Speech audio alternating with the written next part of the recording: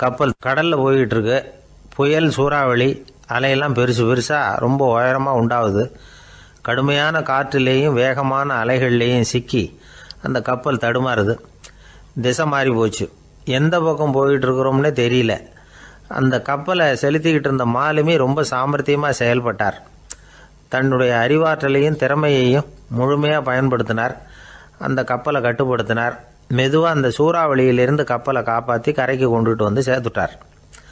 மாலுமின்னு ஒருத்தர் இருந்ததுனால அந்த மரக்கலம் காப்பாற்றப்பட்டது. மாலுமின்னு ஒருத்தர் இல்லைன்னு வச்சுக்கோங்க, அந்த கப்பலோட கதி என்னவாக இருக்கும் யோசிச்சு பாருங்கள். ஒரு கோபக்காரனுடைய நிலைமையும் அப்படித்தானா. கோபக்காரன்கிறவன் ஒரு மாலுமி இல்லாத மரக்கலம் அப்படிங்கிறார் நபிகள் நாயகம். கொந்தளிக்கிற கடலில் கொடுமையான அலைகளின் உச்சியில் அல்லல் படுகிற மரக்கலத்தை விட மோசமானது கோபக்காரனின் நிலைமை அப்படிங்கிறது அவருடைய கருத்து. அது மாதிரி இதுன்னு சொல்லலை, அதை விட மோசம் இது அப்படிங்கிறார். ஏன் தெரியுமா? ஒரு கப்பல் கடலில் தடுமாறினா அதை சரிப்படுத்த மாலுமி இருக்கிறார். அவர் தன்னுடைய சாமர்த்தியத்தினால் அதை கட்டுப்படுத்தி சரியான வழிக்கு கொண்டுட்டு வந்துடுவார். ஆனால் கோபக்காரனுடைய நிலைமை அப்படி இல்லை அப்படிங்கிறார் நபிகள் நாயகம். மனித மனம் ஒரு மரக்கலம், அறிவு அதில் இருக்கிற மாலுமி. மாலுமி மரக்கலத்தை செலுத்துகிறான், அவனுக்கு கட்டுப்பட்டு அது ஓடுது. ஆனால் கோபக்காரனுங்கிற மனுஷங்கிட்ட அறிவுங்கிற மாலுமி சரியாக வேலை செய்ய மாட்டான். ஏன்னா கோபம் அந்த மாலுமியின் கண்களை அவிச்சிரும், காதுகளை கேட்காம பண்ணிவிடும். கண்ணையும் காதையும் மூடிவிட்டு கப்பலை ஓட்டுனா எப்படி ஓட்டுறது? அதனால் கோபக்காரன் மாலுமி இல்லாத மரக்கலம். இடி மின்னலில் மாட்டிக்கிட்டு கஷ்டப்படுற கப்பல் மாதிரி கஷ்டப்படுறான். பெரியவங்கள்லாம் என்ன சொல்கிறாங்க? உனக்கு கெடுதல் பண்ணவனுக்கும் நீ நன்மையை செய், எவருடைய விருப்பு வெறுப்பையும் பொருட்படுத்தாதே. பரம எதிரிக்கும் நீ நன்மை செய்ய ஆரம்பித்தா உன்னுடைய தூய நிலையை பார்த்துட்டு அவனும் உனக்கு நெருக்கமான நண்பனாக ஆயிடுவான். இதுதான் பெரியவங்க நமக்கு சொல்லியிருக்கிறது. புனித குரான் சொல்கிறது என்ன? தீமையை நன்மையை கொண்டே நீர் தடுத்து கொள்ளும் அப்படின்னு சொல்லப்பட்டிருக்கு. அதில் இன்னா செய்தாரை ஒருத்தல் அவர் நாண நன்னயம் செய்து விடல் அப்படிங்கிறார் திருவள்ளுவர். செல்வந்தர் ஒருத்தர்கிட்ட ஒரு சிறுவன் ஆடு மேய்ச்சிக்கிட்டு இருந்தானா. பெரியவர் அவனை கூப்பிட்டு, நீ நேராக போய் ஒரு ஆட்டில் உள்ள ரொம்ப நல்ல பகுதி எதுவோ அதை எடுத்துக்கிட்டு வா அப்படின்னாரான். இவன் போனான். ஒரு ஆட்டு உடம்புல இருந்த நாக்கு, இருதயம், இது ரெண்டையும் எடுத்துகிட்டு கொடுத்தானான். பெரியவர் வாங்கி பார்த்தார். அதுக்கப்புறம் இப்போ நீ போய் இன்னொரு ஆட்டில் இருக்கிற ரொம்ப கெட்ட பகுதி எதுவோ அதை எடுத்துகிட்டு வா அப்படின்னாரான். இவன் போய் எடுத்துகிட்டு வந்தான். அவன் கையில் இருந்தது மறுபடியும் அதே மாதிரி நாக்கு, இருதயம், இது ரெண்டும் தான். என்னது இப்பவும் அதையே கொண்டுட்டு வந்திருக்கிற அப்படின்னாரான் பெரியவர். இவன் சொன்னானா, ஒரு உடம்புல உள்ள ரொம்ப நல்ல பொருளும் இதுதான், ரொம்ப கெட்ட பொருளும் இதுதான் அப்படின்னானா. இளம் வயசில் இப்படி பதில் சொன்னவர் தான் பேரறிஞர் லுக்மானுல் ஹக்கீம் அவர்கள். கோபப்படாமல் இருந்தால் இது ரெண்டும் நல்லா வேலை செய்யும், கோபப்பட்டால் இது ரெண்டும் மோசமாக வேலை செய்யும். அதை புரிஞ்சுக்கிறதுக்காகத்தான் இன்றைக்கி இந்த தகவல். கோபம் வந்துட்டால் நாம் என்ன செய்கிறோங்கிறது நமக்கே தெரியாது. ஒருத்தர் டாக்டர்கிட்ட போனார் அவசரமாக. டாக்டர், எனக்கு இப்போ கடுமையான கோப வெறி, எனக்கு கண்ணு மண்ணு ஒன்றும் புரியல, உடனடியாக அதை கட்டுப்படுத்தணும், உடனே இதுக்கு ஏதாவது ஒரு மாத்திரை கொடுங்க ப்ளீஸ் அப்படின்னார்.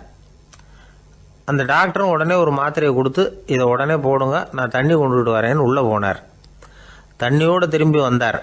இவர் சொன்னார், டாக்டர், நீங்கள் கொடுத்த மாத்திரை ரொம்ப பெருசாக இருந்தது, இருந்தாலும் கஷ்டப்பட்டு முழுங்கிட்டேன்னார். டாக்டர் சந்தேகத்தோடு மேசையை பார்க்குறார். பார்த்தா மாத்திரை அங்கேயே இருக்குது, பேப்பர் வெயிட்டை காணலை. ரொம்ப பேருக்கு கூட்டத்தில் பேசுறதுன்னா பயம், நமக்கு ஒன்றும் தெரியாதுன்னு மற்றவங்க நினச்சிடக்கூடாதுங்கிற எண்ணம் தான் இதுக்கு காரணம். ரொம்ப முக்கியமான ஒரு கூட்டம்னா பயம் அதிகமாக இருக்கும். முக்கியமானவங்கள்லாம் வருவாங்களே, அவங்களாம் நம்மளை பற்றி மட்டமாக நினச்சிருவாங்களே அப்படிங்கிற பயம் வந்துடும். ஆனால் மேடை பேச்சுங்கிறது அவ்வளவு கடினமான ஒரு காரியம் இல்லைங்கிறாங்க அது சம்பந்தமான நிபுணர்கள். யாரும் பேச்சாளர் ஆகலாம், இது ஒன்றும் பெரிய கிஃப்ட்டு கிடையாது அப்படின்னு அவங்க சொல்கிறாங்க. நீங்கள் ஒரு சிறந்த பேச்சாளர் ஆகணுமா அப்படின்னா அதுக்குன்னு சில ஆலோசனைகளை சொல்லி வச்சுருக்கிறாங்க அனுபவசாலிகள். முதல் ஆலோசனை என்னென்னா, உங்கள் பேச்சு எளிமையாக இருக்கணும். ஏதாவது ஒரு கருத்து அல்லது 2 கருத்து சொன்னால் போதும். 20 அல்லது 30 கருத்துக்களை சொல்லிகிட்டே போகக்கூடாது. ரெண்டாவது ஆலோசனை, நீங்கள் என்ன பேச போகிறீங்கங்கிறது முதல்ல உங்களுக்கு நல்லா புரியணும். அதுக்கப்புறம் தான் அதை அடுத்தவங்களுக்கு புரிய வைக்க முடியும். எப்படி ஆரம்பிக்க போகிறோம், எந்த கருத்தை முக்கியமாக வலியுறுத்த போகிறோம், எப்படி முடிக்க போகிறோம் அப்படிங்கிறத முதல்ல நல்லா சிந்தித்து மனசில் வச்சுக்கணும்.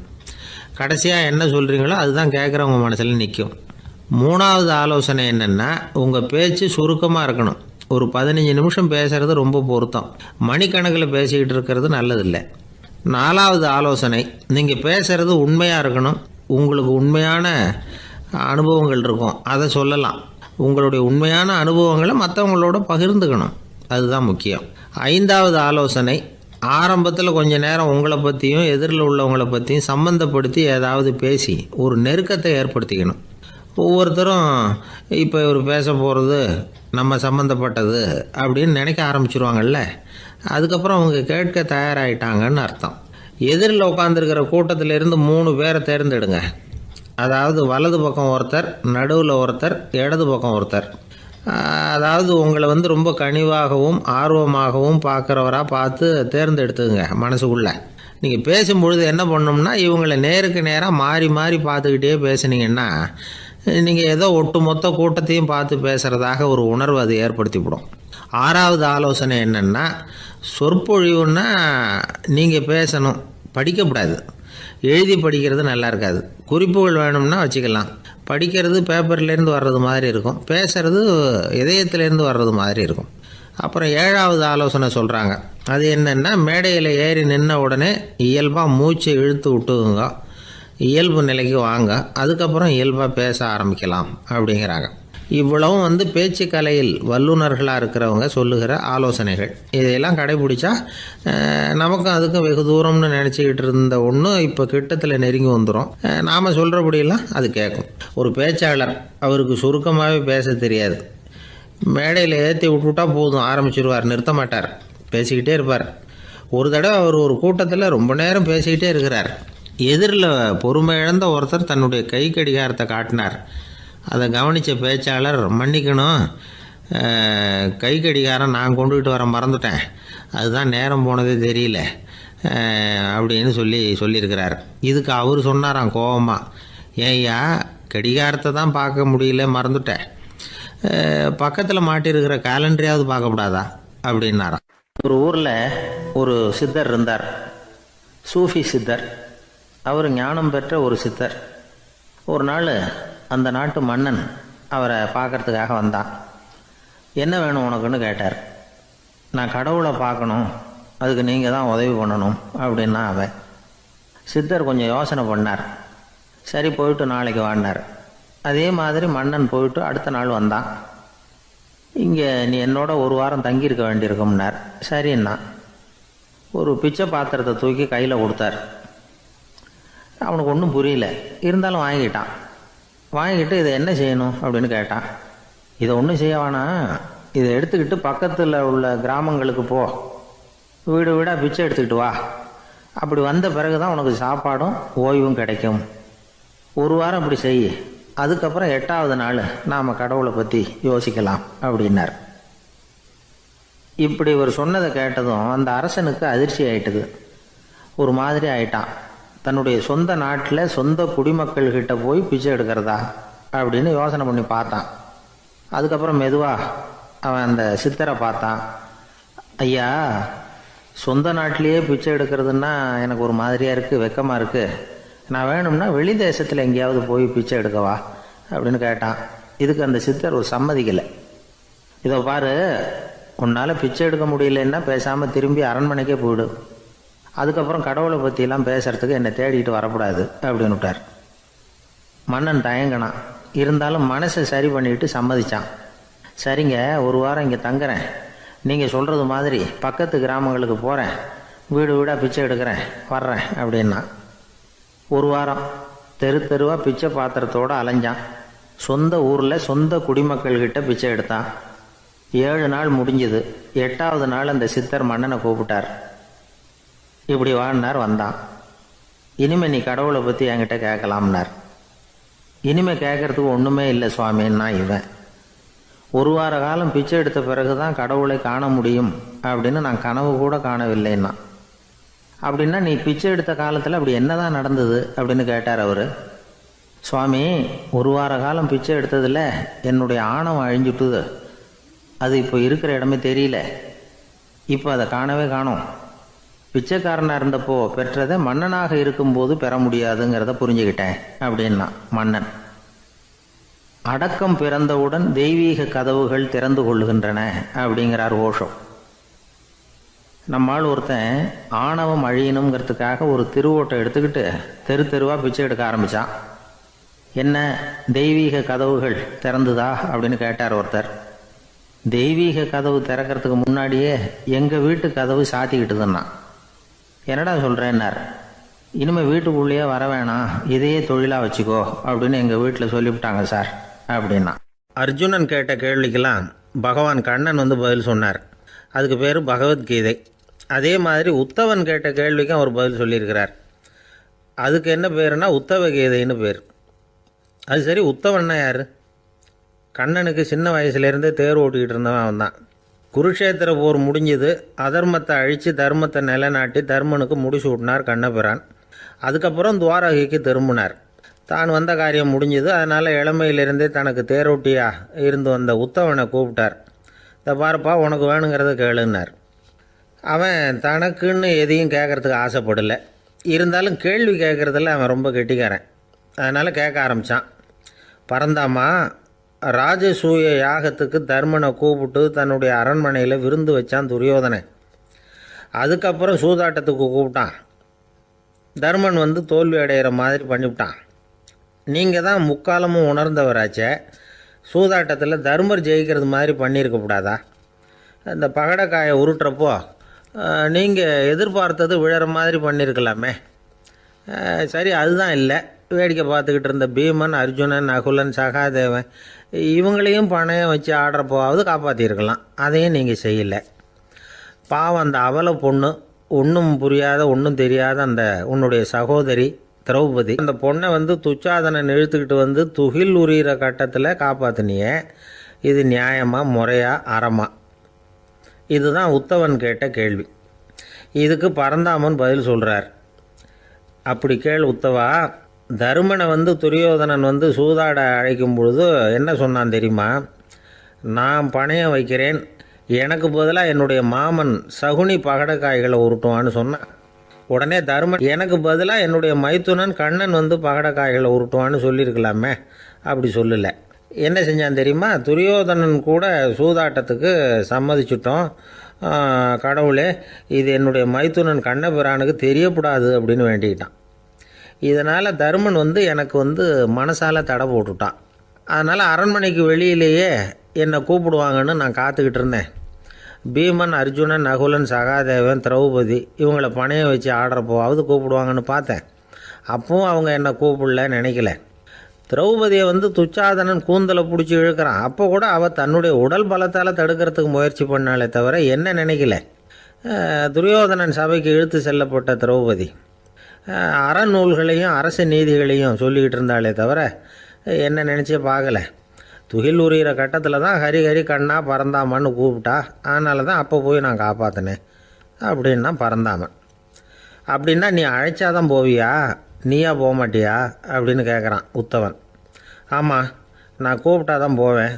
மனிதர்கள் செய்யக்கூடிய செயல்களையெல்லாம் அவங்கவுங்க போக்கிலேயே விட்டுட்டு வேடிக்கை பார்த்துக்கிட்டு இருப்பேன். நான் குறுக்கிட்டு ஒன்றுமே செய்ய மாட்டேன் அப்படின்னா பரந்தாமன். மனுஷன் தவறு பண்ணுனா திருத்த மாட்டியா, சும்மா பார்த்துக்கிட்டு தான் உட்காந்துருப்பியா அப்படின்னு கேட்குறான் உத்தவன். நான் மனுஷனுடைய உள்ளத்தில் இருக்கிறப்போ என் எதிரில் மனுஷன் தவறு பண்ண மாட்டான் அப்படின்னு ஆனால் கண்ணன். அதாவது யார் நினைக்கிறாங்களோ அவங்க உள்ளத்துலலாம் அவன் இருக்கிறான். அப்படி இருக்கிறப்போ தவறு செய்ய மனுஷன் அஞ்சுவான். இதுதான் உத்தவ கீதைங்கிறது. இந்த காலத்துலேயும் சில பேர் பகவான் மாதிரி அடுத்தவங்க கஷ்டப்படுறத வேடிக்கை பார்த்துக்கிட்டு இருக்கிறது உண்டு. அன்றைக்கி அப்படித்தான். நடுத்தெருவில் ஒரு திருடனை பிடிச்சி எல்லாரும் சேர்ந்து அடிச்சுக்கிட்டு இருக்கிறாங்க. ஒரு ஆள் மட்டும் தள்ளி நின்று அதை வேடிக்கை பார்த்துக்கிட்டு இருக்கான். பார்த்துக்கிட்டு சிரிச்சுக்கிட்டு இருக்கிறான். என்ன சார் இது, பாவம் அந்த ஆளை போட்டு அப்படி அடிக்கிறாங்களே அப்படின்னும். அடிக்கட்டும் சார், அவன் அடி வாங்க வேண்டிய ஆள் தான் அப்படின்னா அவன். ஏன் சார் அப்படி சொல்கிறீங்க அப்படின்னு கேட்டோம். பின்ன என்ன சார், நான் ஒருத்தர் பையில் இருந்த பர்ஸை எடுக்கிறதுக்கு முயற்சி பண்ணிக்கிட்டு இருந்தேன். அதுக்குள்ளே அவன் முந்திக்கிட்டு அப்வேஸ் பண்ணிவிட்டான். பர்ஸை அவன் எடுத்துட்டான். பார்க்கறதுன்னா எடுக்கிறது அவனா? என்ன சார் நியாயம் இது? நல்லா வாங்கட்டும் அப்படிங்கிறான். ஜெருசலேம் அங்கே உள்ள ஒரு தேவாலயம். அதில் உள்ள பலிபீடத்தின் முன்னாடி ஒரு பெட்டி உண்டு. அது காணிக்கை பெட்டி. ஆலயத்துக்கு வர்றவங்க பிரார்த்தனை பண்ணிவிட்டு திரும்பி போகிற சமயத்தில் அந்த பெட்டியில் காணிக்கை போடுவாங்க. அவங்களால எவ்வளவு முடியுமோ அவ்வளவு போடுறது வழக்கம். அவங்கவுங்க வசதிக்கு தகுந்த மாதிரி போடுவாங்க. வசதி உள்ளவங்களாக இருந்தாலும் சரி, வசதியே இல்லாத வறியவர்களாக இருந்தாலும் சரி, ஆலய காணிக்கை பெட்டியில் காசு போடுறது அவங்களுக்கு ரொம்ப பெருமையான ஒரு செயல். ஒரு சமயம் இயேசு தம்முடைய சீடர்களோடு அந்த ஆலயத்துக்கு வரார். அங்கே உட்காந்து ரொம்ப நேரம் வழிபாடு பண்ணிகிட்டு இருக்கிறார். சீடர்களும் அந்த ஜபத்தில் கலந்துக்கிட்டாங்க. வழிபாடு முடிஞ்சுது. இயேசு உட்காந்துருக்கிறார். காணிக்கை பெட்டியில் காசு போடுறவங்கள கவனிக்கிறார். சீடர்களும் அதையே கவனிச்சுக்கிட்டு இருக்கிறாங்க. ரொம்ப பேர் வரிசையாக வந்தாங்க. அவங்களால முடிஞ்ச அளவுக்கு காசு போட்டுட்டு அவங்க பாட்டுக்கு போய்கிட்டு இருக்கிறாங்க. வசதியானவங்க நிறைய பேர் வந்தாங்க. அதுக்கு மத்தியில் வயசான ஒரு அம்மா, அவங்களும் வந்து காசு போட்டுட்டு போகிறாங்க. இப்போ இயேசு தன்னுடைய சீடர்கள் பக்கம் திரும்பினார். ஒரு கேள்வி கேட்டார். இப்போ இந்த காணிக்கை பெட்டியில் நிறைய பேர் வந்து காசு போட்டுட்டு போகிறத நீங்கள் கவனிச்சிங்க. இன்றைக்கி இந்த காணிக்கை பெட்டியில் ரொம்பவும் அதிகமாக காசு போட்டது யார் அப்படின்னு கேட்டார். முதல்ல வந்தார் ஒரு பெரிய மனுஷன், அவர் தான் அதிகமாக போட்டார் அப்படின்னார் ஒருத்தர். மூணாவதாக வந்தவர் தான் அதிகமாக போட்டார், நான் கவனித்தேன் அப்படின்னாரு இன்னொருத்தர். இப்படி ஆளுக்கு ஒரு விதமாக சொல்கிறாங்க. கடைசியாக இயேசு சொன்னாராம், இன்றைக்கு அந்த பெட்டியில் அதிகமாக காசு போட்டவங்க அந்த வயசான அம்மா தான் அப்படின்னாராம். சீடர்களுக்கு ஒன்றும் புரியல. அந்த அம்மா ரொம்பவும் ஏழையாச்சே, அவங்க எப்படி அதிகமாக காணிக்கை செலுத்த முடியும் அப்படிங்கிறது அவங்க சந்தேகம். இயேசு விளக்குனார். நிறைய பேர் வந்தாங்க, நிறையவே காசுகள் போட்டாங்க, அது உண்மைதான். ஆனால் அந்த அம்மா என்ன பண்ணாங்க கவனிச்சிங்களா? வந்தாங்க, தன்னுடைய காசு பையை திறந்தாங்க, அப்படியே கொட்டுனாங்க. அதில் இருந்தது 2 காசுகள் தான். அந்த 2 காசும் காணிக்கை பெட்டியில் விழுந்துட்டுது. மற்றவங்கள்லாம் தங்கள்கிட்ட இருந்த செல்வத்தின் ஒரு சிறு பகுதியை எடுத்து பெட்டியில் போட்டாங்க. ஆனால் இந்த அம்மா தன்கிட்ட என்ன இருந்ததோ அதை அப்படியே போட்டுட்டாங்க. தன்னுடைய பிழைப்புக்காக வச்சுருந்த அவ்வளவையும் இழக்கிறதுக்கு தயாராகிட்டாங்க. அவ்வளவு தாராள மனசு அவங்களுக்கு. அதனால் அவங்க செலுத்தின காணிக்கை தான் அளவில் அதிகம் அப்படின்னார். விலை மதிப்பில்லாத முத்து புதையல் ஒருத்தனுக்கு கிடைக்க போகுதுன்னு வச்சுக்கோங்க. அதன் மதிப்பை உணர்ந்தவன் என்ன பண்ணுவான்? அதை அடையிறதுக்காக தன்கிட்ட இருக்கிற எதையும் கொடுக்கறதுக்கு தயாராக இருப்பான் இல்லையா? அது மாதிரி தான் இதுவும் அப்படின்னார். உலக மதிப்பீடுகளை துரும்பா தூசியாக மதித்து அதையெல்லாம் உதறி விடுகிறவன் இறையருள் அப்படிங்கிற இணையில்லாத செல்வத்தை பெறுகிறான் அப்படிங்கிறது இதில் உள்ள கருத்து. இறைவனுக்காக இழப்பதுன்னா துன்பப்படுகிறவர்களுக்காக, ஏழைகளுக்காக, ஏதுமற்றவர்களுக்காக இழப்பது அப்படின்னு அர்த்தம். உங்கள் அயலானுக்கு நீங்கள் என்ன உதவி செய்தாலும் அதை எனக்கே செய்கிறீர்கள் அப்படின்னு இயேசு சொல்லியிருக்கிறார். அடுத்தவங்களுக்கு உதவணுங்கிற குணம் இன்றைக்கி ரொம்ப குறைஞ்சி போச்சு. ஒருத்தன் வாழைப்பழத்தோல் வழுக்கி கீழே விழுந்துட்டான். பக்கத்தில் இருந்த நண்பன் உடனே இவனை தூக்கிக்கிட்டு போய் ஆஸ்பத்திரியில் சேர்த்துட்டான். அதுக்கப்புறம் சொன்னான், நீ அந்த வாழைப்பழத்தோலில் காலை வைக்க போகிறத முன்னாடியே நான் கவனிச்சுட்டேன் அப்படின்னானா. அப்படின்னா அப்போவே நீ எனக்கு உதவி செஞ்சுருக்கலாமே அப்படின்னானா அவன். நான் டாக்டருக்கு உதவலாம்னு நினச்சிட்டேன் அப்படின்னா இவன். ஒரு வயசான அம்மா ஒரு நாள் ஃபோன் பண்ணாங்க. ஐயா, நான் இந்த தகவல் நிகழ்ச்சியை தினமும் கேட்குறேன், உங்ககிட்ட ஒரு கேள்வி கேட்கணும் அப்படின்னாங்க. என்னங்க அப்படின்னோம். எனக்கு சொந்தமாக ஒரு நல்ல வீடு இருக்குது, வேணுங்கிற அளவுக்கு பணமும் இருக்குது, கணவரும் ரொம்ப நல்லவர், ரிட்டையர் ஆகி வீட்டில் தான் இருக்கிறார், பிள்ளைங்கள்லாம் பெரிய பெரிய உத்தியோகத்தில் இருக்கிறாங்க, அதில் ஒருத்தன் ஐஏஎஸ்ஸு, பணம்லாம் கூட நிறைய கொண்டாந்து கொடுக்குறாங்க. அப்படி இருந்தும் என் மனசில் நிம்மதி இல்லை, வாழ்க்கையில் ஒரு நிறைவு இல்லை அப்படின்னாங்க. ஏன்னு கேட்டோம். அதைத்தான் நான் உங்களை கேட்குறேன், ஏன் அப்படி அப்படின்னு திருப்பி கேட்குறாங்க. எங்களுக்கு ஒன்றும் புரியல. கொஞ்ச நேரம் குழம்பி போயிட்டோம். இருந்தாலும் அதை அவங்கக்கிட்ட காட்டிக்காமல் கொஞ்சம் சாமர்த்தியமாக, ஏம்மா உங்கள் மனசில் நீங்கள் ஏதோ ஒன்று எதிர்பார்க்குறீங்க, அது நிறைவேறலை அப்படி தானே அப்படின்னு கேட்டோம். ஆமாம் அப்படின்னாங்க. அதுக்கப்புறம் அவங்கக்கிட்ட கொஞ்சம் மனம் விட்டு பேசுகிறப்போ தானாக விஷயம் வெளியில் வந்தது. அதாவது அவங்க பிள்ளைங்க பெரிய பெரிய உத்தியோகத்தில் இருக்கிறதுனால அவசரமாக பார்த்துட்டு ஓடுறாங்களாம். ஆசையாக அம்மான்னு கூப்பிட்டுக்கிட்டு கிட்ட உட்காந்து கொஞ்ச நேரமாவது என்கிட்ட பேசினா தானே என் மனசு கொஞ்சம் நிம்மதியாக இருக்கும். அது அவங்களுக்கு தெரிய மாட்டேங்குதே அப்படிங்கிறாங்க. இதுதான் அவங்களுடைய ஏக்கம். இந்த ஏக்கம் அந்த தாயின் மனசில் இருந்துக்கிட்டு இருக்குது. இப்படி மகனுடைய அன்புக்காக மட்டுமே ஏங்குற தாய்மார்கள் பல பேர் இருக்கிறாங்க இந்த உலகத்தில். இதை நினைக்கிறப்போ ஒரு வெளிநாட்டு நாடோடி கதை ஞாபகத்தில் வருது. அதாவது கடவுள் படைப்பு தொழிலில் ரொம்ப மும்முரமாக ஈடுபட்டுக்கிட்டு இருந்தாராம். மீன்களை படைச்சாராம், பறவைகளை படைச்சாராம், விலங்குகளை படைச்சாராம். அவருக்கு திருப்தி ஏற்படலை. அதுக்கப்புறம் மனிதர்களை படைச்சிருக்கிறார். அப்போவும் அவருக்கு மன நிறைவு ஏற்படலையாம். கடைசியாக தன்னுடைய சக்தி முழுசையும் பயன்படுத்தி குறையே இல்லாத அளவுக்கு ஒரு படைப்பை உருவாக்கினாராம். அந்த உன்னதமான ஒரு படைப்பு அதுதான் பெண், அதாவது தாய். இப்படி உருவாக்கி எல்லாரையும் இந்த உலகத்தில் விட்டுவிட்டாராம். அதுக்கப்புறம் கொஞ்ச காலம் கழித்து தன்னுடைய தேவியை அழைச்சிக்கிட்டு இந்த பூலோகத்துக்கு வந்திருக்கிறார். தன்னுடைய குறையில்லாத படைப்பாகிய பெண்ணை பார்த்தாராம். ஏம்மா, உனக்கு இன்னும் ஏதாவது குறை இருந்தால் சொல்லு, அதையும் நிவர்த்தி பண்ணி விடுறேன் அப்படின்னாராம். அந்த அம்மா பார்த்துருக்காங்க. சுவாமி, எனக்கு நீங்கள் கொடுத்துருக்கிறது 2 கை. என்னுடைய பிள்ளைகளுக்கு சேவை செய்கிறதுக்கு இந்த 2 கை பத்தலை. அதனால் இன்னும் ஒரு 2 கை கொடுத்தா தேவலை அப்படின்னாங்களாம். கடவுள் பார்த்தார். அதனால் என்ன, அப்படியே செஞ்சு விடலாம், இதோ அதுக்கான வரம் கொடுத்துட்டேன் அப்படின்னார். அந்த அம்மாவுக்கு இப்போ 4 கை ஆகிட்டுது. 4 கையாலேயும் குழந்தைகளுக்கு சேவை செய்ய ஆரம்பிச்சுட்டாங்க. கடவுள் திருப்தியாக திரும்பி போனார். அதுக்கப்புறம் கொஞ்ச காலம் கழித்து மறுபடியும் திரும்பி வந்தார் தேவியோட. பெண்ணை பார்த்தார். இப்போ என்னம்மா சந்தோஷந்தானே அப்படின்னாராம். அதுக்கு அந்த அம்மா, சந்தோஷந்தான், இருந்தாலும் இப்போ எனக்கு இருக்கிற 2 காலும் போதில்லை, இன்னும் ஒரு 2 கால் இருந்தால் தேவையில்லை, நிறைய ஓடி ஆடி பிள்ளைகளுக்காக வேலை செய்ய வேண்டியிருக்குது அப்படின்னாங்களாம். சரின்னு சொல்லி 4 கால் இருக்கிறது மாதிரி செஞ்சுட்டு போயிட்டார் கடவுள். மறுபடியும் கொஞ்ச நாள் கழித்து தேவி சொன்னாங்க கடவுள்கிட்ட, நீங்கள் என்ன தான் முயற்சி பண்ணினாலும் முழுமையான ஒரு படைப்பை உங்களால் உருவாக்க முடியாது, அப்படி தான் நான் நினைக்கிறேன் அப்படின்னாங்களாம். அப்படியா சொல்கிறேன், வா அந்த பொண்ணை பார்த்துட்டு வருவோம் அப்படின்னு புறப்பட்டு இங்கே வந்தாங்களாம். இங்கே பார்த்தா 4 கால் 4 கையோடு அந்த பொண்ணு ஒரு செவுத்தில் சாஞ்சி உட்காந்து அழுதுகிட்டு இருக்குது. இப்போ தேவி அந்த பொண்ணை சுட்டி காட்டி கடவுள்கிட்ட கேட்டாங்களாம், ஏங்க, நீங்கள் அந்த பொண்ணுக்கு கையை கொடுத்தீங்க, காலை கொடுத்தீங்க, சரி, அந்த கண்ணீரையும் எதுக்காக கொடுத்தீங்க அப்படின்னு கேட்டாங்களாம். அதுக்கு கடவுள் சொன்னாராம், கையை கொடுத்தது நான் தான், காலை கொடுத்தது நான் தான், ஆனால் அந்த கண்ணீரை கொடுத்தது நான் இல்லை, அதை கொடுத்தது அந்த அம்மாவோட பிள்ளைங்க அப்படின்னாராம். இன்றைக்கும் அப்படித்தான் பல பிள்ளைங்க அவங்க அம்மாவுக்கு கண்ணீரை தான் கொடுத்துக்கிட்டு இருக்கிறாங்க. அம்மாவை மதிக்கிற பிள்ளைங்க தான் இன்றைக்கி நல்லபடியாக இருக்கிறாங்கங்கிறது அவங்களுக்கு தெரியறதில்ல. இந்த காலத்து பிள்ளையாண்டான் ஒருத்தன் அவங்க அம்மாக்கிட்டேயும் நல்ல பிள்ளையாக நடந்துக்குவான், மனைவிக்கிட்டேயும் நல்ல கணவனாக நடந்துக்குவான், ரொம்ப சாமர்த்தியம்.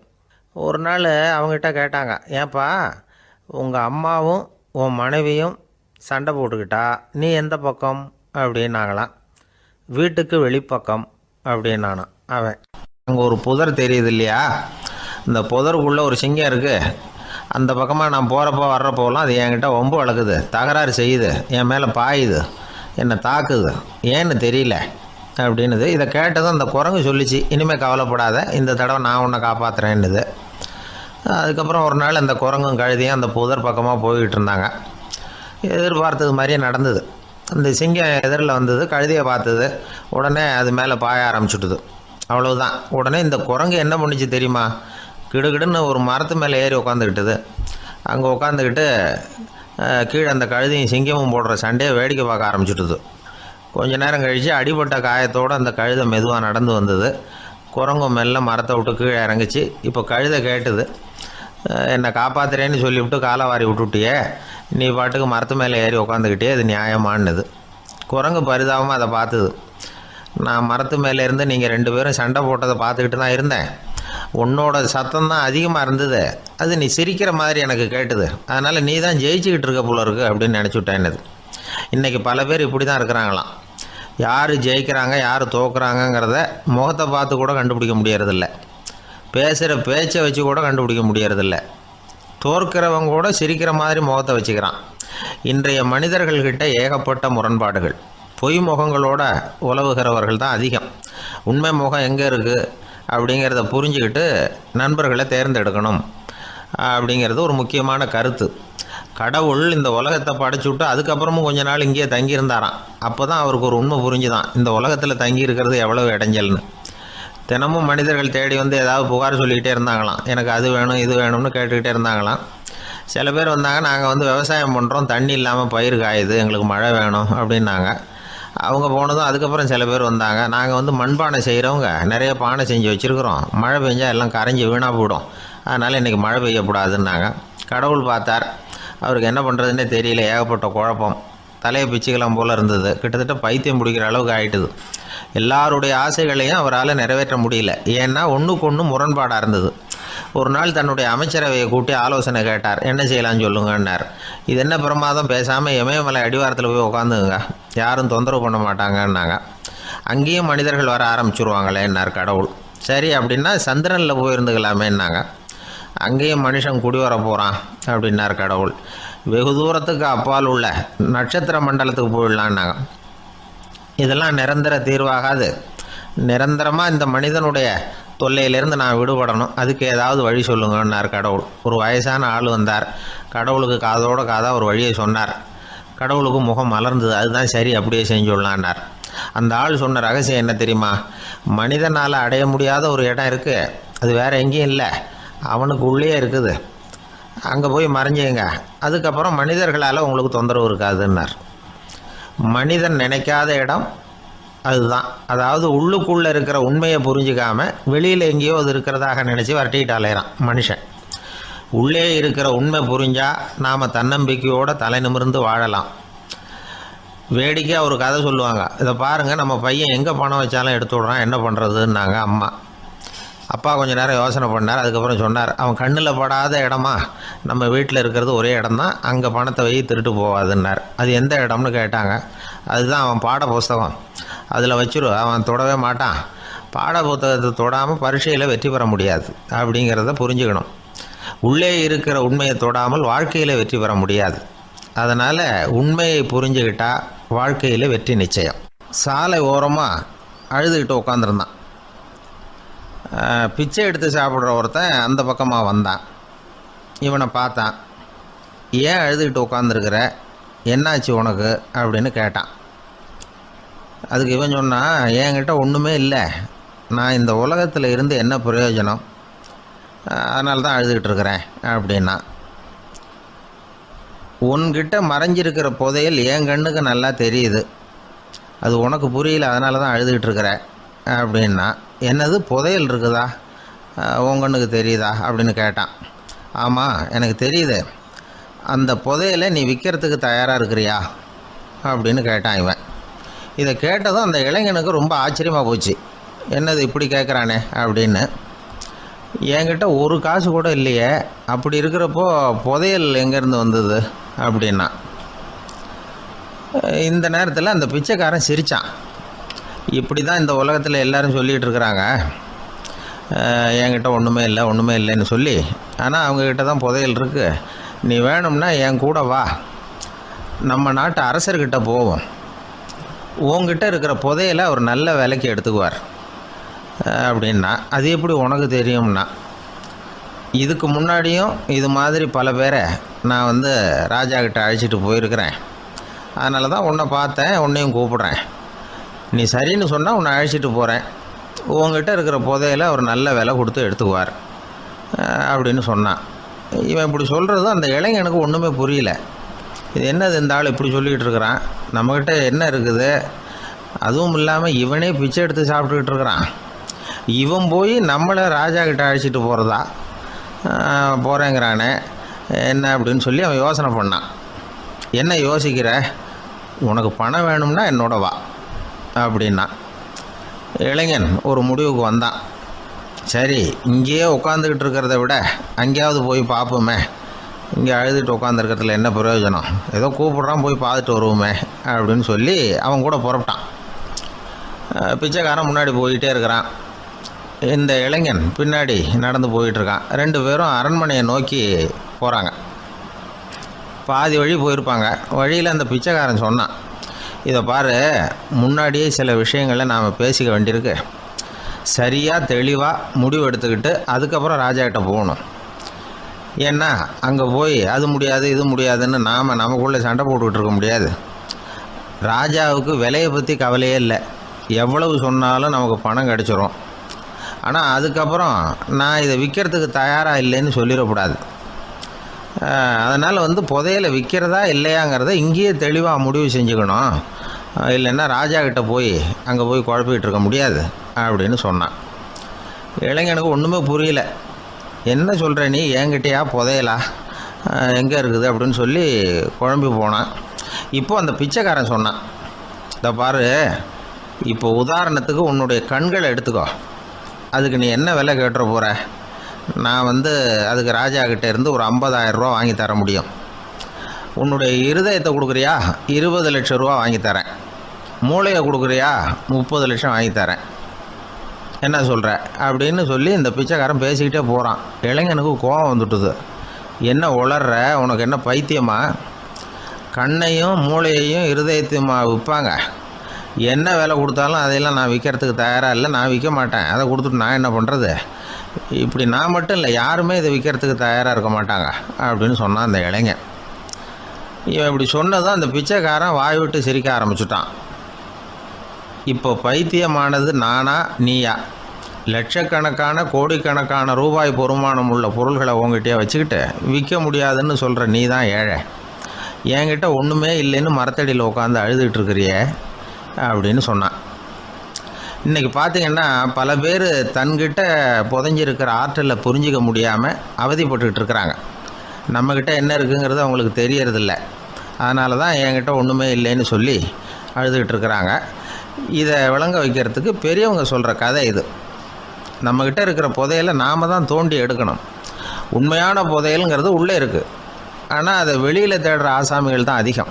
சராசரி மனித இயல்பு அப்படி. நம்மக்கிட்ட விலை மதிக்க முடியாத பகுத்தறிவு இருக்குது. அதை வச்சுக்கிட்டு வாழ்க்கையில் முன்னேறத்துக்கு முயற்சி பண்ணணும். என்கிட்ட ஒன்றுமே இல்லைன்னு நினச்சி ஓரமாக உட்காந்துடக்கூடாது. முயற்சி செஞ்சால் முடியாத காரியம் எதுவுமே இல்லை. ஒரு ரயில்வே ஸ்டேஷன் பக்கம் வெளியில் ஒரு டாக்ஸி நின்றுக்கிட்டு இருந்தது. அந்த பக்கமாக வந்த ஒருத்தர் டாக்ஸி டிரைவரை பார்த்து சொன்னார், ஐயா, உங்கள் வண்டியில் பின் சீட்டில் ஒரு மணி பர்ஸு கிடக்கு, யாரோ மறந்து விட்டுட்டு போயிருக்கிறாங்க அப்படின்னார். இல்லை அது காலி பர்ஸு தான், நான் தான் அதை அங்கே போட்டு வச்சுருக்கிறேன்னார் டிரைவர். ஏன்னு கேட்டார் அவர். இதுக்கு டிரைவர் சொன்னார், அதை பார்க்குற யாராவது அதை எடுத்துக்கலாம்ங்கிற ஆசையிலையாவது சவாரிக்கு வருவாங்க, அதுக்காக தான் போட்டு வச்சுருக்கிறேன் அப்படின்னார். ஒரு ராஜா ஊரெல்லாம் சுற்றி பார்த்துட்டு வரலாம்னு ஒரு நாள் புறப்பட்டு போனார். ஒரு இடத்துல தறி நெசவு வேலை ரொம்ப மும்முரமாக நடந்துக்கிட்டு இருந்தது. ஒரு பெரியவர் தறியால் நெசவு வேலை செஞ்சுக்கிட்டு இருந்தார். பக்கத்தில் ஒரு அழகான பொண்ணு உட்காந்து நூலை சுற்றிக்கிட்டு இருக்குது. ராஜா அந்த பெரியவரை பார்த்து யார் இந்த பொண்ணுன்னு விசாரித்தார். ராஜா அப்படி கேட்டதும் அவருக்கு ரொம்ப பெருமையாக போயிட்டுது. ஏன்னா உட்காந்துருந்தது அவரோட மகள். அரசே, இது என்னுடைய மகள். இவ வேகமாக நூல் திரிக்கக்கூடியவள். வைக்கோலை எடுத்து இவ திரிச்சா கூட அது எல்லாம் பவுனிழையாக வெளியில் வரும் அப்படின்னு ஒரு ராசி இவளுக்கு அப்படின்னு ரொம்ப பெருமையாக ராஜா கிட்ட சொன்னார். ராஜா இதை கேட்டதும் அசந்துட்டார். அப்படியா, இவ்வளவு அழகும் சாமர்த்தியமும் உள்ள இந்த பொண்ணு என்னோட வரட்டுமே, இவளை என் மருமகளை ஆக்கிக்கிறேன் அப்படின்னார் ராஜா. அந்த பெரியவருக்கு ஒன்றும் புரியல. ஏதோ கொஞ்சம் பெருமையாக சொல்ல போக அது இப்படி ஆயிட்டுதே அப்படின்னு கவலைப்பட்டார். இருந்தாலும் ராஜா பேச்ச தட்ட முடியுமா, மகளை அனுப்பி வச்சுட்டார். ராஜா அந்த பொண்ணை அரண்மனைக்கு அழைச்சிட்டு வந்தார். அங்கே ஒரு அறையில் வச்சு பூட்டி விட்டார். அந்த ரூமு நிறைய வைக்கோலை கொண்டாந்து போட்டு அடைச்சாங்க. 3 ராட்டைகள் வேற வச்சுருந்தாங்க. நாளைக்கு பொழுது விடியறதுக்குள்ளே நீ இந்த வைக்கோலையெல்லாம் தங்க இழைகளாக மாற்றி காட்டணும். நாளைக்கு காலம்பரம் நான் இந்த அறை கதவை திறப்பேன்.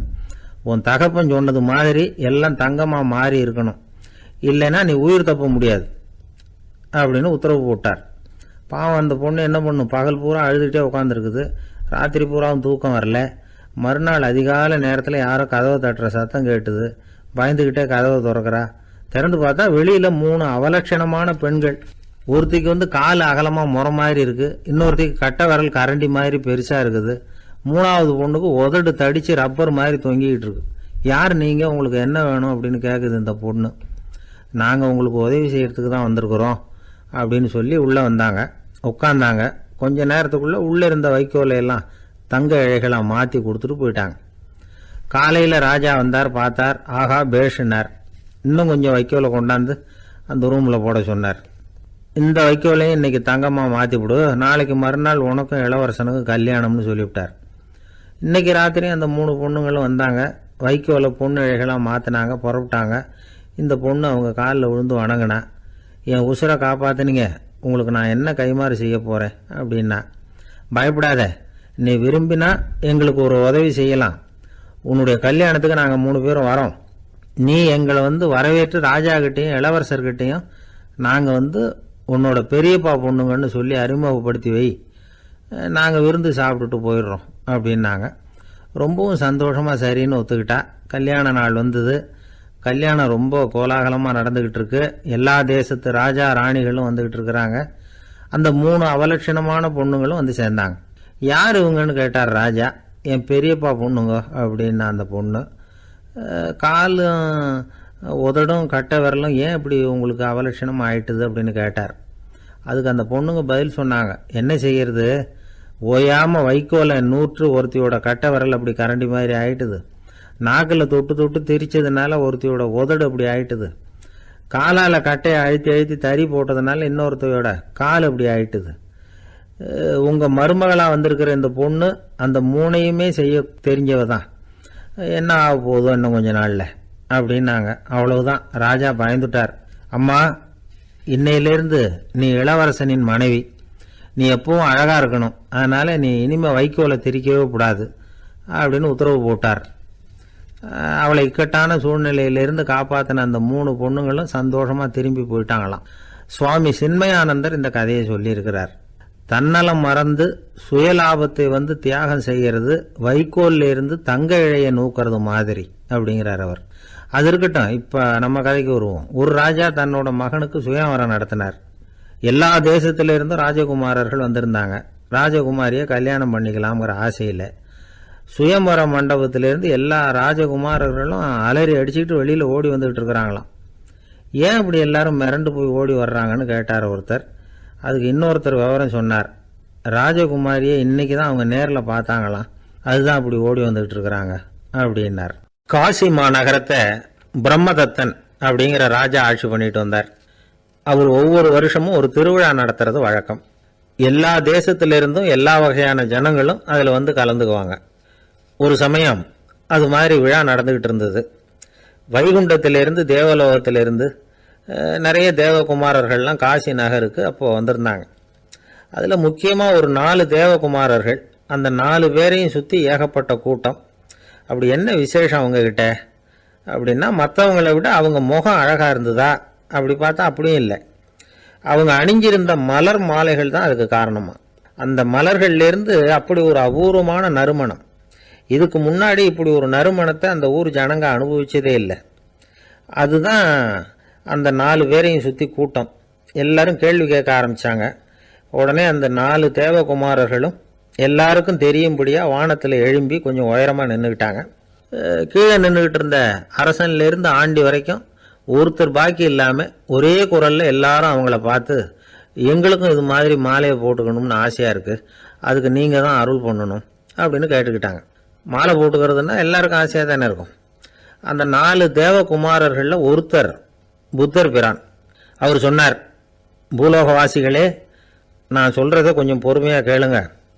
கக்காரு அப்படிங்கிற கற்பக விருஷத்தின் மலர்களால் தொடுக்கப்பட்டது இந்த மாலை. இதுக்கு நிறைய சக்தி உண்டு. எந்த காலமும் இது வாடாது, வாசனையும் குறையாது. ஆனால் இதை அணிந்து கொள்றதுக்கு சில தகுதிகள் தேவை அப்படின்னார். என்ன தகுதி அது சொல்லுங்களேன் அப்படின்னு ஏக காலத்தில் எல்லாரும் சத்தம் போட்டாங்க. தீய இயல்புகள் உள்ளவங்க, இழிந்த சிந்தனை, இழிந்த செயல் உள்ளவங்க இந்த மாலையை அணிய முடியாது அப்படின்னார். அவ்வளோதான். கூட்டத்தில் சத்தம் போட்டவங்கள்லாம் மெதுவாக அப்படி அடங்க ஆரம்பிச்சிட்டாங்க. இன்னொரு தேவகுமாரன் சொன்னார், அடுத்தவங்க பொருளை அபகரிக்காதவன், அடுத்தவங்களுக்கு கெடுதல் பண்ணக்கூடிய பொய் பேசாதவன், பேராசையினால் கெட்ட வழியில் பொருள் ஈட்ட நினைக்காதவன் இந்த மாலையை போட்டுக்கலாம் அப்படின்னார். கூட்டத்திலிருந்து யாரும் முன்னுக்கு வரல.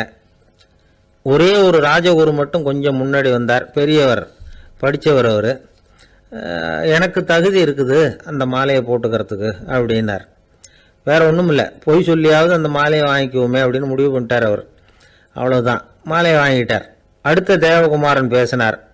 யாருக்கு திடமான அறிவும் மனமும் இருக்குதோ, யாருக்கு நல்ல காரியங்களில் அசையாத ஈடுபாடு இருக்குதோ, நல்ல அரிய பொருள்களை தனியாக தான் மட்டும் அனுபவிக்க விரும்பாதவர் யாரோ அவர் முன்னாடி வந்து இந்த மாலையை வாங்கிக்கலாம் அப்படின்னார். அந்த தகுதியும் எனக்கு இருக்குன்னார் ராஜகுரு. மாலையை வாங்கி போட்டுக்கிட்டார். இன்னொரு ராஜகுமாரன் பேச ஆரம்பித்தார். அறநெறியில் செல்வம் சேர்க்கணும், ஆடம்பர பொருள்களுக்கு அடிமையாகக்கூடாது, வெற்றி அடைஞ்சாலும் கர்வம் வரக்கூடாது, அப்படிப்பட்டவங்க இந்த மாலையை போட்டுக்கலாம்னார். துணிஞ்சு பொய் சொல்லி அதையும் வாங்கி கழுத்தில் போட்டுக்கிட்டார் இந்த ராஜகுரு. இன்னொரு ராஜகுமாரன் சொன்னார், சான்றோர்களை நிந்திக்காதவங்க, புறம் பேசாதவங்க இந்த மாலையை போட்டுக்கலாம்னார். அதையும் வாங்கி போட்டுக்கிட்டார். திருவிழா முடிஞ்சுது, எல்லாரும் திரும்பி போயிட்டாங்க. மறுநாள் ராஜகுரு 4 மாலைகளையும் போட்டுக்கிட்டு ராஜசபைக்கு வரார். வந்தவர் ரொம்ப அவஸ்தையோடு வர்றார். மாலையெல்லாம் வாடி போயிட்டுது, வாசனை எதுவும் கிடையாது. அது மட்டும் இல்லை, அவருக்கு கடுமையான தலைவலி வேற வந்துட்டுது. துடிச்சு போயிட்டார். மாலையை கழட்டவும் முடியல. ஜனங்கள்லாம் அவரை பார்த்து சிரிக்க ஆரம்பிச்சிட்டாங்க. என்னத்துக்கு ஆசைப்படணும், ஏன் இப்படி கஷ்டப்படணும் அப்படின்னு. ராஜா பார்த்தார். மறுபடியும் விழாவுக்கு ஏற்பாடு பண்ணினார். தேவகுமாரர்கள்லாம் வந்தாங்க. ராஜகுரு வந்தார். மக்கள் முன்னிலையில் அவங்க காலில் விழுந்தார், மன்னிப்பு கேட்டுக்கிட்டார். இந்த மாலையை போட்டுக்கிற தகுதி எனக்கு இல்லை. தகுதி இல்லாத ஒருத்தன் தகாத தகுதியை பொய் மூலம் பெறணும்னு ஆசைப்படுறாங்களே, அவங்களுக்கெல்லாம் என்னுடைய தண்டனை ஒரு எச்சரிக்கையாக இருக்கட்டும்னார். அதுக்கப்புறம் தேவகுமாரர்கள் அவர் கழுத்தில் இருக்கிற மாலையை கழட்டினாங்களாம். அந்த மாலைகளும் பழையபடி மனம் கொடுக்க ஆரம்பிச்சுட்டு தான். இதுலேருந்து நாம் தெரிஞ்சுக்க வேண்டியது என்னென்னா, நமக்கு தகுதி இல்லாத ஒரு கௌரவம் நம்மக்கிட்ட தானாக வந்தால் கூட அதை வந்து தவிர்த்து விடுறது தான் நல்லது. அதுதான் புத்திசாலித்தனம். ஒருத்தர் வந்தார். சார், எங்கள் இலக்கிய மன்ற விழாவுக்கு நீங்கள் வந்து தலைமை தாங்கணும்னார். உடனே இவர் சொன்னார், பேச்சாளர், சார், இலக்கியத்தை பற்றி பேசுகிற தகுதி எனக்கு இல்லையே அப்படின்னார். உடனே அவர் கூப்பிட வந்தவர் சொன்னார், அந்த தகுதி உங்களுக்கு இல்லைங்கிறது எங்களுக்கும் தெரியும் சார், அதனால தான் உங்களை தலைமை தாங்க கூப்பிடுறேன் அப்படின்னார். அது சரி, தலைமைன்னா அதுக்கு இவர் என்னதான் அர்த்தம் பண்ணுறாருன்னு தெரியல. ஒரு பெரிய பியானோ கலைஞர் வியன்னாவில் இருந்தார். ரொம்ப புகழ்பெற்ற இசை கலைஞர் அவர். இங்கிலாந்து மகாராணி விக்டோரியா அவருடைய சங்கீதத்தை கேட்கணும்னு ஆசைப்பட்டாங்க. அவரை அரண்மனைக்கு கூப்பிட்டாங்களாம். பியானோ வாசிக்க சொல்லி கேட்டாங்களாம். இவரும் ரொம்ப பிரமாதமாக வாய்ச்சி காட்டியிருக்கார். உடனே பாராட்டி பரிசுகள்லாம் கொடுத்து அனுப்புனாங்களாம். அந்த இசையை கேட்கறதுல அரசிக்கு ரொம்பவும் ஆர்வம் உண்டு. அதனால் அதுக்கப்புறமும் அந்த கலைஞர் அடிக்கடி அரண்மனைக்கு வர வேண்டிய அவசியம் ஏற்பட்டது. ஏன்னா அரசி கூப்பிட ஆரம்பித்தாங்க. இவர் போகணும், அங்கே இசை நிகழ்ச்சி நடத்தணும். இவர் அங்கே பாடி வாசிக்கிறது உண்டு. ஒரு தடவை வந்து மகாராணி அவரை பார்த்து, உங்கள் நாட்டு தேசிய கீதம் பாடுங்களேன் அப்படின்னு கேட்டாங்களாம். உடனே அவர் தன்னுடைய நாடான ஆஸ்திரியாவின் தேசிய கீதத்தை பாடியிருக்கிறார். அவர் பாட ஆரம்பித்த உடனே மகாராணி எழுந்திரிச்சு நின்னாங்களாம். அதுக்கு மரியாதை செலுத்துகிற நோக்கத்தோடு பாட்டு முடிகிற வரைக்கும் அப்படியே நின்றுக்கிட்டு இருந்தாங்களாம். இதுதான் அந்த அரசியினுடைய பெருந்தன்மை. அதாவது நாட்டுப்பற்றுங்கிறது அந்த அளவுக்கு அப்படி இருக்கணும். இப்படி ஒரு அரசியே நம்ம நாட்டு தேசிய கீதத்துக்கு எழுந்திரிச்சு நின்று மரியாதை செலுத்துகிறாங்க அப்படிங்கிறத புரிஞ்சிக்கும் பொழுது அந்த முதிய கலைஞரின் மகிழ்ச்சிக்கு அளவே இல்லையாம். அதுக்கப்புறம் அந்த பியானோ கலைஞர் ஒரு நாள் தன்னுடைய நண்பர் ஒருத்தர்கிட்ட பேசிக்கிட்டு இருந்தாராம். அப்போ சொன்னாராம், மகாராணியார் வந்து எனக்கு எவ்வளவோ பரிசுகள்லாம் கொடுத்துருக்குறாங்க. ஒரு தடவை எனக்கு வைரக்கல் பதித்த அணி ஒன்றை கூட பரிசாக கொடுத்தாங்க. ஆனால் அதை விட உயர்ந்த விலை மதிக்க முடியாத அணி என்ன தெரியுமா? நான் என்னுடைய நாட்டு தேசிய கீதத்தை நான் பாடுறப்போ அவங்க எழுந்திரிச்சு நின்று மரியாதை செலுத்தினாங்களே, அதுதான் எனக்கு கிடைச்ச மிகப்பெரிய பரிசு அப்படின்னாராம். எனக்கு தெரிஞ்ச சங்கீத வித்வான் ஒருத்தர் இருக்கார். சமீபத்தில் ஒரு நாள் அவரை பார்த்தேன். எப்படி போயிட்டுருக்கு உங்கள் தொழில் அப்படின்னு கேட்டேன். ரொம்பவும் வித்தியாசமாக போயிட்டுருக்குங்க அப்படின்னார். என்ன சொல்கிறீங்க அப்படின்னு. முன்னாடியெல்லாம் நான் பாடினா எதிரில் இருக்கிறவங்க தான் எழுந்திரிச்சு போயிட்டு இருந்தாங்க. இப்போ எப்படின்னா நான் பாட ஆரம்பிச்சுட்டா உடனே பக்கவாத்தியக்காரனே எழுந்திரிச்சு போயிடுறான் அப்படின்னார் ரொம்ப வேதனையோட. என்னை விட யோகியம் இந்த உலகத்தில் வேற யாரும் இல்லை சார் அப்படின்னார் ஒருத்தர். அவரை விட அயோக்கியன் வேற யாரும் இருக்க முடியாதுங்கிற முடிவுக்கு கேட்டவங்க வந்துட்டாங்களாம். மனுஷனுக்கு இருக்கிற ஒரு மிகப்பெரிய குறையே தன்கிட்ட இருக்கிற குறை அவனுக்கு தெரியாமல் போகிறது தான். ஆனால் அடுத்தவங்ககிட்ட இருக்கிற குறை இவனுக்கு தெளிவாக தெரிஞ்சிடும். ஒரு ஒட்டகம் ஒரு கொக்கை பார்த்து ஒரு கேள்வி கேட்டுதான். என்ன கேள்வி தெரியுமா? உன் கழுத்து ஏன் இப்படி வளைஞ்சி போயிருக்குது அப்படின்னு கேட்டிருக்கு.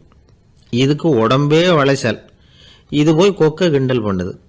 இன்னைக்கு மனித சுபாவமும் கிட்டத்தட்ட இப்படித்தான் இருக்குது. இந்த உலகத்தில் குறையில்லாத மனிதர்கள் யாரும் கிடையாது, நாம் உள்பட அப்படிங்கிறத முதல்ல நாம் நல்லா புரிஞ்சுக்கணும். ஒரு ஊரில் ஒரு விற்பனை நிலையம் இருந்தது. செல்ல பிராணிகளை விற்பனை செய்கிற நிலையம் அது. நாய், கிளி, பூனை இப்படி நிறைய வச்சு விற்பனை பண்ணிகிட்டு இருக்கிறாங்க. நாய்க்குட்டி விற்பனை செய்கிற பகுதியில் ஒரு சிறுவன் நின்றுக்கிட்டு இருந்தான். விற்பனை செய்கிற ஆளுகிட்ட விலை கேட்டுக்கிட்டு இருந்தான்.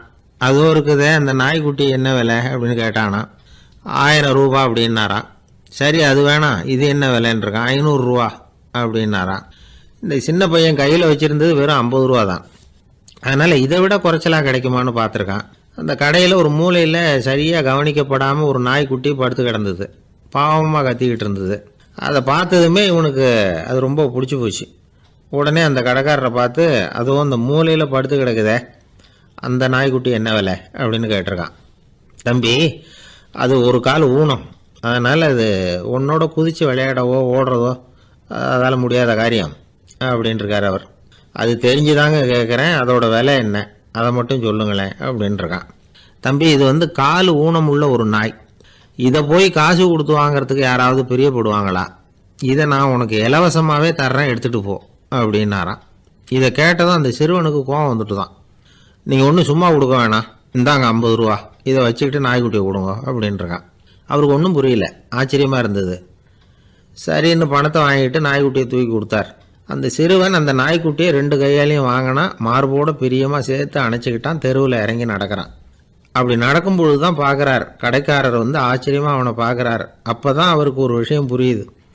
அந்த சிறுவன் தெருவில் நாய்க்குட்டியை மார்போடு அணைச்சிக்கிட்டு விந்தி விந்தி நடந்து போய்கிட்டு இருக்கிறான். ஆமாம், அவனுக்கும் ஒரு கால் ஊனம். இந்த நாய்க்குட்டியை யாருமே வாங்க மாட்டாங்கன்னு நினச்சிக்கிட்டு இருந்தார். குறையுள்ள அதுக்கும் ஒரு எஜமானன் கிடச்சிட்டான். அதனால் ஊனம் ஒரு குறை இல்லை அப்படிங்கிற உண்மையை அந்த கடைக்காரர் புரிஞ்சுக்கிட்டாராம்.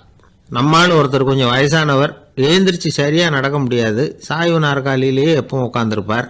அவர் தனக்கு துணையாக ஒரு நாயை பக்கத்தில் வச்சுருந்தார். அதுவும் ரொம்ப வயசான ஒரு நாய், எழுந்திரிக்கவே சிரமப்படும், நடக்கவும் முடியாது. அவர் பக்கத்துலேயே இதுவும் சோர்ந்து போய் படுத்து கிடக்கும்.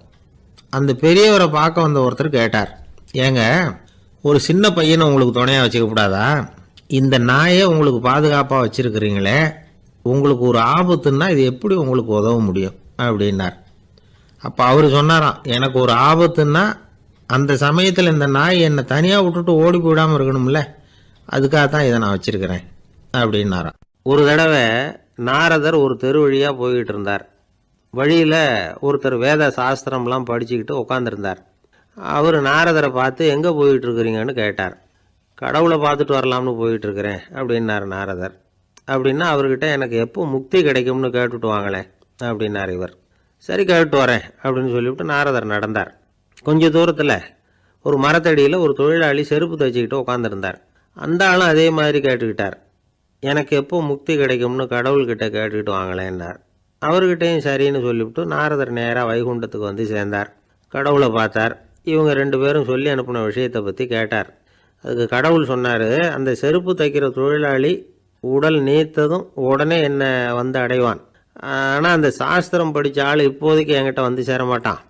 அவன் இன்னமும் பல பிறவிகள் எடுத்து அங்கேயே இருக்க வேண்டியிருக்குது. எப்போ இங்கே வந்து சேருவான்னு எனக்கே தெரியாது அப்படின்னார். நாரதருக்கு இதோட ரகசியம் என்னங்கிறது புரியல. எனக்கு ஒன்றும் புரியலையேன்னாரான் கடவுள்கிட்ட. சீக்கிரம் புரிஞ்சுக்குவேன், நீ திரும்பி போகிறப்போ நான் இங்கே வைகுண்டத்தில் என்ன செஞ்சுக்கிட்டு இருக்கேன்னு கேட்டால், ஒரு ஊசியின் துவாரத்தில் ஒரு யானையை கோத்துக்கிட்டு இருக்கிறேன்னு அவங்கக்கிட்ட சொல்லு அப்படின்னார் கடவுள் சிரிச்சுக்கிட்டே. நாரதர் பூமிக்கு திரும்பினார். கடவுளை பார்த்தீங்களா, எப்படி இருக்கார் அப்படின்னு விசாரித்தார். வேத சாஸ்திரம் படித்தவர். ஓ பகவானா, அவர் யானையை ஊசியின் காதில் நுழைச்சிக்கிட்டு இருக்கிறார் பார்த்தேன்னார் நாரதர். ஊசி காதில் யானையா? அது எப்படி முடியும்? நீங்கள் சொல்கிறத நான் நம்ப மாட்டேன்னு விட்டார் அவர். சரி, இந்த ஆளுக்கு இறைவன் பேரில் நம்பிக்கை இல்லை அப்படிங்கிறத நாரதர் புரிஞ்சுக்கிட்டார். அடுத்தபடியாக அந்த தொழிலாளி இருந்த இடத்துக்கு போனார். இறைவனை பார்த்தீங்களான்னு கேட்டார் அவர். பார்த்தேன், ஒரு ஊசி துவாரத்தில் யானையை கோத்துக்கிட்டு இருந்தார் அப்படின்னு சொல்லிவிட்டு நாரதர் அந்த ஆள் முகத்தை கவனித்தார். அந்த தொழிலாளி இதை கேட்டுட்டு கொஞ்சம் கூட ஆச்சரியப்படலை. அவரால் முடியாத காரியம் கூட உண்டானார்.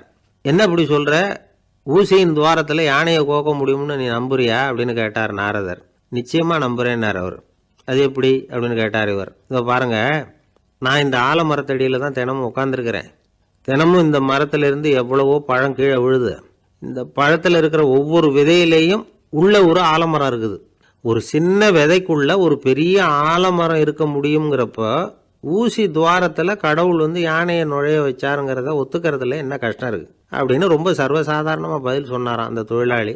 நாரதர் யோசனை பண்ணார், இந்த தொழிலாளி வேத சாஸ்திரங்களையெல்லாம் படிக்கலைன்னா கூட அறிவுபூர்வமாக சிந்திச்சு இறைவனை நம்புகிறான். அதனால தான் கடவுள் இந்த ஆளுக்கு சீக்கிரம் முக்தி கிடைக்கும்னு சொன்னார் அப்படிங்கிறத புரிஞ்சுக்கிட்டாராம். இந்த கதையில் வர்ற கடவுள், நாரதர், வைகுண்டம் இதெல்லாம் ஒரு பக்கம் இருக்கட்டும், ஒரு சின்ன விதைக்குள்ள ஒரு பெரிய ஆலமரம் தூங்கிக்கிட்டு இருக்கு அப்படிங்கிற உண்மை, அந்தரத்தில் 1000 கிரகங்கள் சுற்றிக்கிட்டு இருக்குங்கிற உண்மை, இதெல்லாம் வந்து நாம் பார்த்துக்கிட்டு தானே இருக்கிறோம். இந்த உண்மைகள் வந்து அதிசயமாக நமக்கு தெரியறதுனால அதை வந்து நம்பாமல் இருந்துட முடியாது. இயற்கையை பரிபூர்ணமாக நம்புங்கள், அந்த நம்பிக்கையே நம்ம வாழ்க்கைக்கு ஆதாரம் அப்படிங்கிறத விளக்கறதுக்காக தான் இந்த கதை. இந்த காலத்தில் நம்ம பிள்ளைங்களுக்கெல்லாம் இது மாதிரி நம்பிக்கை அதிகமாகவே இருக்குது.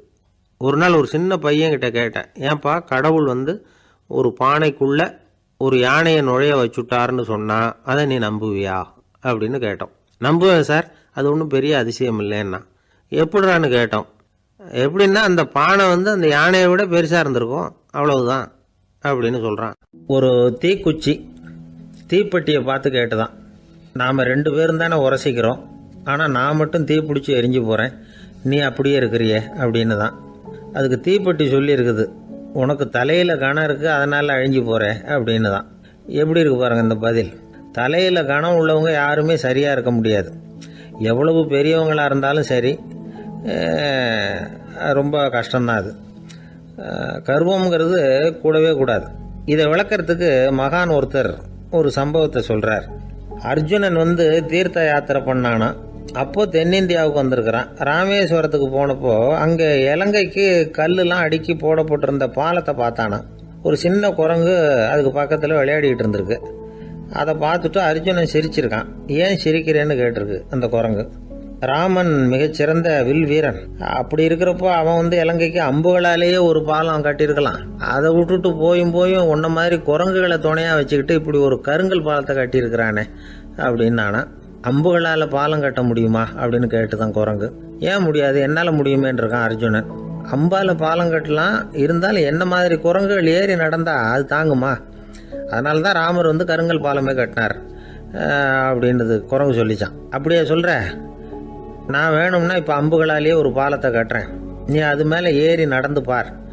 பாலம் விழுந்துட்டுதுன்னா நான் தீ மூட்டி அதில் குதித்து உயிர் தியாகம் பண்ணி விடுறேன் அப்படின்னு நான் ரொம்ப கோபமாக.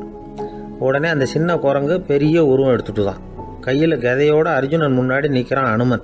பார்த்தா, என்னுடைய தலைவர் ராமரையா இழிவாக பேசுகிற, நீ இப்போ பாலம் கட்டு, நான் என்னுடைய பலத்தை காட்டுறேன் அப்படின்னு அனுமன். அர்ஜுனன் வந்து தன்னுடைய காண்டிபத்தை எடுக்கிறான், சரமாரியாக அம்புகளை விடுறான். அதெல்லாம் ஒன்றோட ஒன்று கோத்துக்கிட்டு அப்படியே பாலம் மாதிரி நிற்கிது. அர்ஜுனன் தலை நிமிர்ந்து நின்னான். அனுமன் வந்து உயர கிளம்பி அங்கேருந்து பாலத்தில் வந்து பொத்துன்னு இறங்கினான். பாலம் அப்படியே நொறுங்கி போச்சு தூள் தூளாக. என்ன அர்ஜுனா, இப்போ என்ன செய்ய போகிற அப்படின்னு நான் ஏளனமா. அர்ஜுனன் தலையை தொங்க போட்டுக்கிட்டான். சொன்னபடி தீ மூட்டி அதில் குதிக்கிறதுக்காக 3 தடவை சுற்றி வந்தான். அப்போது கிருஷ்ணர் அங்கே வந்தார். என்ன அர்ஜுனா, என்ன நடக்குது, என்ன இது அப்படின்னு ஒன்றும் தெரியாத மாதிரி கேட்டார். அர்ஜுனன் வாயை திறக்கிறதுக்கு முன்னாடி அனுமன் வாயை திறந்தான், நடந்ததை சொன்னான். அர்ஜுனன் சவால் விட்டபடி உயிர் திறந்தே ஆகணும்னா அனுமன். கிருஷ்ணர் யோசனை பண்ணார், நல்லது, இந்த சவால் விட்டதுக்கும் நடந்ததுக்கும் யார் சாட்சி? பெரிய ஒருத்தரை சாட்சியாக வச்சுக்கிட்டல்லவா நீங்கள் இந்த போட்டியை நடத்தியிருக்கணும் அப்படின்னார். அதனால் என்ன, இப்போ மறுபடியும் அந்த போட்டியை நடத்திவிட்டா போச்சு, என்னால் அந்த அம்பு பாலத்தை நொறுக்க முடியாதா அப்படின்னு அனுமன். சரி, இப்போ மறுபடியும் அது நடக்கட்டும்னார் கிருஷ்ணர். அர்ஜுனன் அம்பு பாலம் அமைச்சான். அனுமன் ஏறி குதிச்சான். பாலம் அசைஞ்சு கொடுக்கவே இல்லை, அவ்வளோ உறுதியாக இருக்குது. இப்போ அனுமன் தலையை குனிஞ்சிக்கிட்டான். அர்ஜுனன் நன்றியோடு நிமிர்ந்து பார்த்தான். கிருஷ்ணருடைய தோள்கள்லேயும் முதுகள்லேயும் ரத்தம். என்ன சுவாமி, என்ன நடந்ததுன்னு நான் பதறி போய், உன் அம்பு பாலத்தை நான் தான் முட்டு கொடுத்து தாங்கிக்கிட்டு இருந்தேன். அனுமன் குதிச்சப்போ என் மேலே ஏற்பட்ட காயங்கள் இவை. பின்ன உன்னுடைய அம்பு பாலத்தினாலேயா பாலம் நின்றுதுன்னு நினைக்கிற அப்படின்னாரான். முதல்ல வந்து அர்ஜுனன், அப்புறம் அனுமன் 2 பேருக்குமே கர்வ பங்கம் ஆயிட்டு தான். அதாவது அவங்கக்கிட்ட இருந்த கர்வம் போயிட்டுது. யாராக இருந்தாலும் கர்வம் கூடாதுங்கிறத இதிலேருந்து நாம் புரிஞ்சுக்கணும். இந்த காலத்தில் நாமெல்லாம் எந்த விஷயத்துக்கெல்லாம் கர்வப்பட்டுக்கிட்டு இருக்கோம் தெரியுமா? 2 பெண்கள் தங்களுடைய கணவன்மார்களை பற்றி ரொம்ப பெருமையாக பேசிக்கிட்டாங்களாம். அதில் ஒரு அம்மா சொல்லியிருக்கு, என் வீட்டுக்காரர்கிட்ட எந்த சப்ஜெக்ட் கொடுத்தாலும் சரி அந்த விஷயத்தை பற்றி அழகாக 1 மணி நேரம் பேசுவார் அப்படின்னாங்களாம். உடனே இன்னொரு அம்மா, அது என்ன பிரமாதம், என் வீட்டுக்காரருக்கு சப்ஜெக்டே தேவையில்லை, விஷயமே இல்லாமல் நாள் பூரா பேசிக்கிட்டு இருப்பார் அப்படின்னாங்களாம். ஒரு காடு, நல்ல மரம்லாம் செழிச்சு இருந்தது. அப்படிப்பட்ட காட்டில் ஒரு சாது இருந்தார். அவர் எப்படின்னா எப்பவும் ஒரு மரத்தடியில் உட்காந்துருப்பார். ஏன்னா அவருடைய இருப்பிடமே அதுதான். அவர் என்ன பண்ணுவார், 3 கல் வச்சுருந்தார். செங்கல் மாதிரி இருக்கும், ஆனால் அதை விட கொஞ்சம் பெருசாக இருக்கும். எதுக்கு அந்த 3 கல்லுன்னா அதுதான் அவருடைய படுக்கை. அதாவது தூங்குறப்ப ஒரு கல்லை தலைக்கு கீழே வச்சுக்குவார், இன்னொரு கல்லை இடுப்புக்கு கீழே வச்சுக்குவார், இன்னொரு கல்லை காலுக்கு கீழே வச்சுக்குவார். உடம்பை வந்து அப்படியே ஒரு தகட்டால் மூடிக்குவார், அப்படியே தூங்கி போடுவார். மழை பெய்யுதுன்னு வச்சுங்க, அவர் உடம்பு வந்து 3 கல் மேலே இருக்குதா, அதனால் தண்ணி வந்து அடியில் ஓடி போடும், உடம்பு நனையாது. மேலே தகடு இருக்கிறதுனால மழையும் உடம்புல படாது. அவர் தூக்கமும் கிடாது, நிம்மதியாக தூங்குவார். பகலில் அந்த 3 கல்லையும் ஒரு சேர ஒரு அடுப்பு மாதிரி வச்சு அது மேலே உட்காந்துக்குவார். அதனால் பாம்பு பூச்சி எதுவும் அவரை வந்து தொந்தரவு பண்ணுறதில்ல, அது பாட்டுக்கு நடந்து போயிடும். அவர் பாட்டுக்கு நிம்மதியாக இருப்பார். யாராவது எதையாவது கொண்டுகிட்டு வந்து கொடுத்தா அதை வாங்கி சாப்பிடுவார், அவ்வளவுதான். ஒரு நாள் அந்த நாட்டு அரசன் காட்டுக்கு வேட்டையாட வந்தான். அந்த வழியாக வந்தப்போ இந்த சாது படுத்துருக்கிறத பார்த்தான், பரிதாபப்பட்டான். ஐயோ பாவம், இவர் இப்படி இந்த கல் மேலே உடம்பை வச்சுக்கிட்டு தூங்குறாரு, என்ன பாடுபடுவார், இவரை நாம் வந்து அரண்மனைக்கு அழைச்சிட்டு போய் சுகமாக நிம்மதியாக இருக்கிறதுக்கு வழி செஞ்சு கொடுப்போம், அது ரொம்ப நல்லாயிருக்கும் அப்படின்னு நினச்சான். அப்படி நினச்சிக்கிட்டே அரண்மனைக்கு வந்துட்டான். அதுக்கப்புறம் ஒரு பல்லக்கையும் 2 சேவகர்களையும் காட்டுக்கு அனுப்பி அந்த சாதுவை மெதுவாக இங்கே அழைச்சிட்டு வந்துடுங்க அப்படின்னு சொல்லி அனுப்பி வச்சான். இவங்க போய் அவர்கிட்ட விவரத்தை சொன்னாங்க. எனக்கு என்னத்துக்கு அரண்மனை வாசம் அப்படின்னார். இருந்தாலும் மன்னர் உத்தரவு, நீங்கள் அவசியம் வரணும் அப்படின்னாங்க இவங்க. சரின்னு சொல்லிவிட்டு வேறு வழி இல்லாமல் புறப்பட்டார். புறப்படும் பொழுது என்ன பண்ணாருன்னா, மறக்காமல் அந்த 3 கல் ஒரு தகடு அதையும் எடுத்து பல்லக்கில் வச்சுக்கிட்டார். என்னத்துக்கு இதையெல்லாம் எடுத்து வைக்கிறாரு அப்படின்னு சொல்லி அவங்க யோசனை பண்ணாங்க. இருந்தாலும் அதை பற்றி ஒன்றும் கேட்கல. பேசாமல் அவரை அழைச்சிட்டு போய் அரண்மனையில் விட்டுட்டாங்க. அரசன் ஓடி வந்தான், வரவேற்றான், அறுசுவை உணவு படைத்தான். அவர் படுக்கிறதுக்கு தங்க கட்டில், பட்டு மெத்தை, இப்படி எல்லாம் ஏற்பாடு பண்ணி வச்சான். இங்கே படுத்து ஓய்வு எடுத்துங்க அப்படின்னு சொல்லிவிட்டு அவன் பாட்டு போயிட்டான். மறுநாள் காலையில் வந்து பார்க்குறான், சாது படுத்துருக்கிறார். எப்படி தெரியுமா, அந்த பட்டு மெத்தை மேலே 3 கல்லையும் வச்சு வழக்கம் போலவே அது மேலே படுத்துருக்கிறார், அதுக்கு மேலே தகடு. அரசன் பார்த்துட்டு அதிர்ச்சி ஆகிட்டான். என்ன சுவாமி இப்படி அப்படின்னா, சாது சொன்னார், எனக்கு வந்து தேவையும் இல்லை குறையும் இல்லை, எல்லா இடத்துலையும் எனக்கு ஒரே மகிழ்ச்சி தான் அப்படின்னார். மகிழ்ச்சிங்கிறது தங்க கட்டிலேயோ பட்டு மெத்தையிலேயோ இல்லை, அது வந்து மனசில் இருக்கிற ஒரு விஷயம். உண்மையான மகிழ்ச்சிக்கு வழி வந்து மனப்பக்குவம் அப்படிங்கிறது அந்த அரசனுக்கு புரிஞ்சுதான். இந்த காலத்தில் ஒரு சாமியார், அவரை தேடி ஒரு சீடன் வந்தான். என்னாச்சு தெரியுமா, சுவாமி எனக்கு நிம்மதி வேணும்